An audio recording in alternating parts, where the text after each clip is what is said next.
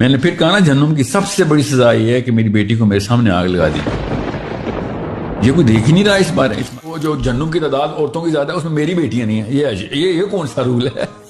I want tougher projects for women. 2 نسلیں لگیں گی, ان کو اتنا رگڑا دینا پڑے گا اپنی بیٹیوں کو کہ بھائی دماغ کھولنا پڑے گا آپ کو. I'm not saying physical hardship میں جائیں, مینٹل ہارڈ شپ میں تو جائیں نا. پھر وہی ملیشیسنس بھی آتی ہے نا. پھر شادی کے بعد جب مینٹل ہارڈ شپ اصل میں آتی ہے, they don't know how to cope with it, تو ہمیشہ ڈی ٹریک ہو کے پھر ملیشیسنس شروع ہو جاتی ہے. پھر وہ بہو بھی 2 نمبر نکلے گی تو ساس بھی 2 نمبر. بھائی اس کو کوئی آپ نے ٹریننگ ہی نہیں دی ہوئی. یہ تو ایک سمپل سا سوشل ایسپیکٹ بتایا میں نے آپ کو. ریلیجیس ایسپیکٹ پہ تو تباہی ہے.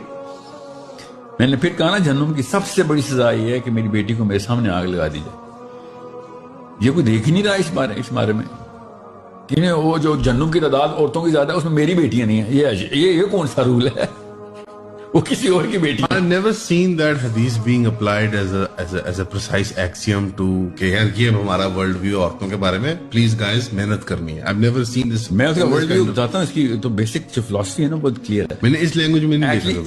اسی ریلم کے اندر یہ حدیث ہے. کانٹیکسٹ بھی یہی ہے کہ عورت مرد کا جو کامبو لگتا ہے نا وہ میاں بیوی کا لگتا ہے سب سے زیادہ. ٹھیک ہے. اور آدمی کو پوری طریقے سے ایگزرٹ کیا گیا ہے کہ چل پہاڑ توڑ, پتھر توڑ, چٹان توڑ, خون بہا, پسینہ بہا, گھر آ, بغیر پوچھے, بغیر بدلے اور معاوضے کے سارا کچھ بیوی پر نشاور کر. ٹھیک ہے. اور اس کے باوجود آپ کو ہم تھرون پہ رکھیں اور اس کے باوجود آپ اس چیز پہ انگریٹفل ہو جائیں. یہ ہے ٹپنگ پوائنٹ جو کہ حدیث میں بتایا گیا کہ تمہیں پتہ بھی ہے کہ وہ